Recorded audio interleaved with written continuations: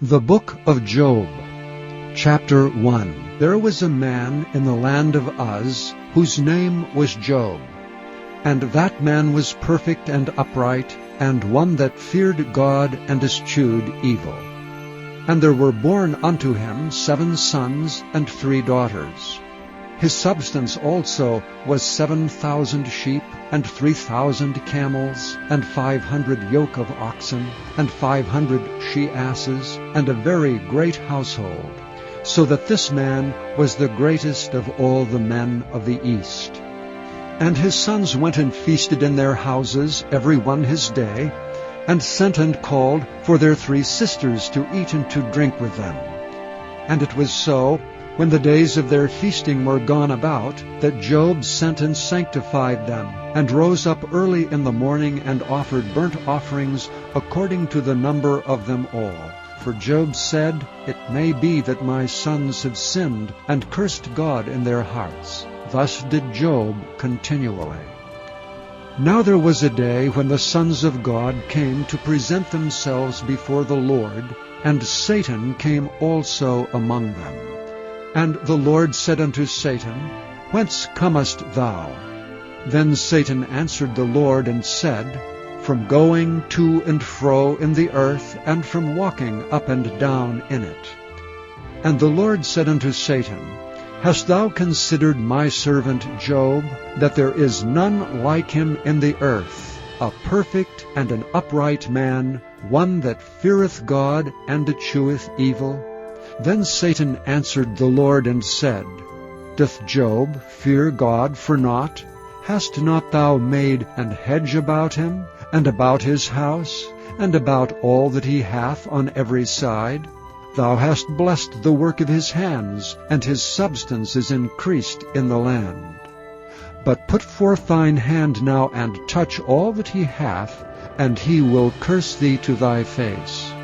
And the Lord said unto Satan, Behold, all that he hath is in thy power, only upon himself put not forth thine hand. So Satan went forth from the presence of the Lord. And there was a day when his sons and his daughters were eating and drinking wine in their eldest brother's house. And there came a messenger unto Job and said, The oxen were plowing, and the asses feeding beside them. And the Sabaeans fell upon them, and took them away. Yea, they have slain the servants with the edge of the sword, and I only am escaped alone to tell thee. While he was yet speaking, there came also another and said, The fire of God is fallen from heaven, and hath burned up the sheep and the servants, and consumed them, and I only am escaped alone to tell thee. While he was yet speaking, there came also another and said, The Chaldeans made out 3 bands, and fell upon the camels, and have carried them away, yea, and slain the servants with the edge of the sword, and I only am escaped alone to tell thee.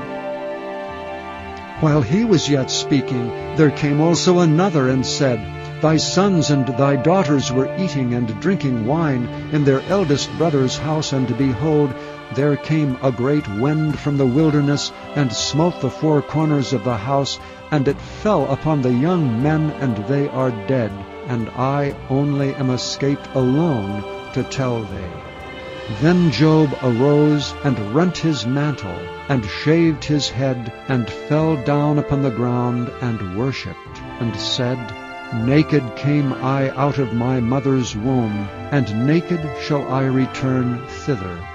The Lord gave, and the Lord hath taken away. Blessed be the name of the Lord. In all this Job sinned not, nor charged God foolishly.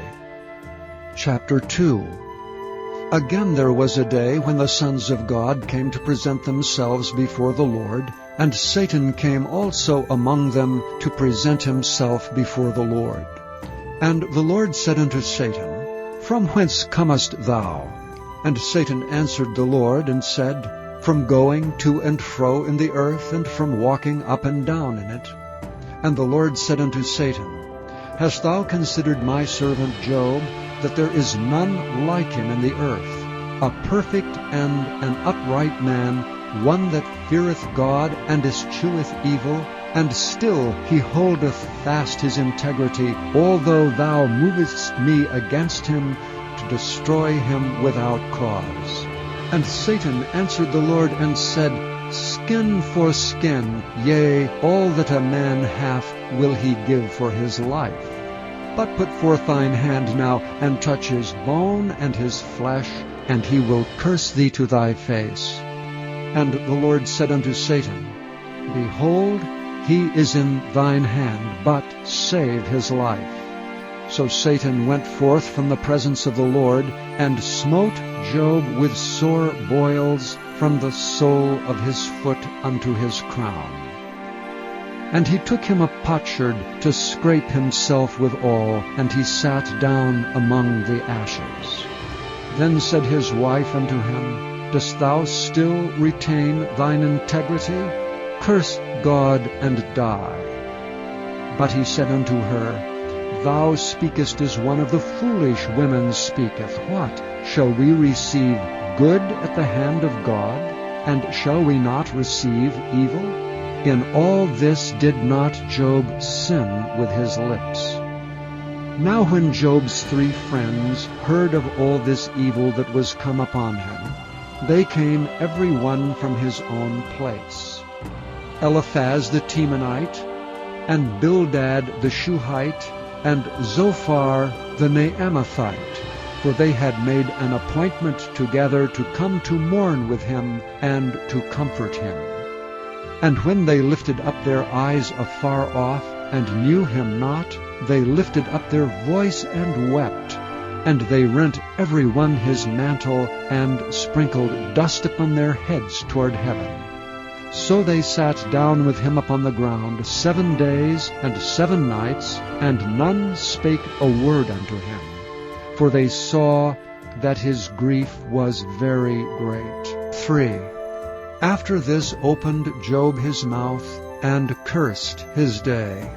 And Job spake and said, Let the day perish wherein I was born, and the night in which it was said, There is a man-child conceived. Let that day be darkness. Let not God regard it from above, neither let the light shine upon it. Let darkness and the shadow of death stain it. Let a cloud dwell upon it. Let the blackness of the day terrify it. As for that night, let darkness seize upon it. Let it not be joined unto the days of the year. Let it not come into the number of the months. Lo, let that night be solitary. Let no joyful voice come therein. Let them curse it that curse the day, who are ready to raise up their mourning. Let the stars of the twilight thereof be dark. Let it look for light, but have none, neither let it see the dawning of the day. Because it shut not up the doors of my mother's womb, nor hid sorrow from thine eyes. Why died I not from the womb? Why did I not give up the ghost when I came out of the belly? Why did the knees prevent me, or why the breasts that I should suck? For now should I have lain still and been quiet. I should have slept. Then had I been at rest with kings and counselors of the earth, which built desolate places for themselves, or with princes that had gold, who filled their houses with silver, or as in hidden untimely birth I had not been, as infants which never saw light. There the wicked cease from troubling, and there the weary be at rest. There the prisoners rest together, they hear not the voice of the oppressor. The small and great are there, and the servant is free from his master. Wherefore is light given to him that is in misery, and life unto the bitter in soul, which long for death, but it cometh not, and dig for it more than for hid treasures, which rejoice exceedingly and are glad when they can find the grave. Why is light given to a man whose way is hid, and whom God hath hedged in? For my sighing cometh before I eat, and my roarings are poured out like the waters. For the thing which I greatly feared is come upon me, and that which I was afraid of is come unto me. I was not in safety, neither had I rest, neither was I quiet, yet trouble came. Chapter 4. Then Eliphaz the Temanite answered and said, If we essay to commune with thee, wilt thou be grieved? But who can withhold himself from speaking? Behold, thou hast instructed many, and thou hast strengthened the weak hands. Thy words have upholden him that was falling, and thou hast strengthened the feeble knees. But now it is come upon thee, and thou faintest. It toucheth thee, and thou art troubled. Is not this thy fear, thy confidence, thy hope, and the uprightness of thy ways? Remember, I pray thee, who ever perished being innocent, or where were the righteous cut off? Even as I have seen, they that plow iniquity and sow wickedness reap the same. By the blast of God they perish, and by the breath of his nostrils are they consumed. The roaring of the lion, and the voice of the fierce lion, and the teeth of the young lions are broken. The old lion perisheth for lack of prey, and the stout lion's whelps are scattered abroad. Now a thing was secretly brought to me, and mine ear received a little thereof. In thoughts from the visions of the night, when deep sleep falleth on men, fear came upon me, and trembling, which made all my bones to shake. Then a spirit passed before my face. The hair of my flesh stood up. It stood still, but I could not discern the form thereof. An image was before mine eyes, there was silence, and I heard a voice saying, Shall mortal man be more just than God? Shall a man be more pure than his Maker? Behold, he put no trust in his servants, and his angels he charged with folly. How much less in them that dwell in houses of clay, whose foundation is in the dust, which are crushed before the moth. They are destroyed from morning to evening, they perish forever without any regarding it. Doth not their excellency which is in them go away? They die even without wisdom. Chapter 5. Call now if there be any that will answer thee. And to which of the saints wilt thou turn? For wrath killeth the foolish man, and envy slayeth the silly one. I have seen the foolish taking root, but suddenly I cursed his habitation. His children are far from safety, and they are crushed in the gate, neither is there any to deliver them. Whose harvest the hungry eateth up, and taketh it even out of the thorns, and the robber swalloweth up their substance. Although affliction cometh not forth of the dust, neither doth trouble spring out of the ground, yet man is born unto trouble, as the sparks fly upward. I would seek unto God, and unto God would I commit my cause, which doeth great things and unsearchable, marvelous things without number, who giveth rain upon the earth, and sendeth waters upon the fields, to set up on high those that be low, and those which mourn may be exalted to safety. He disappointeth the devices of the crafty, so that their hands cannot perform their enterprise. He taketh the wise in their own craftiness, and the counsel of the froward is carried headlong. They meet with darkness in the daytime, and grope in the noonday as in the night. But he saveth the poor from the sword, from their mouth, and from the hand of the mighty. So the poor hath hope, and iniquity stoppeth her mouth. Behold, happy is the man whom God correcteth. Therefore despise thou not the chastening of the Almighty, for he maketh sore and bindeth up. he woundeth, and his hands make whole.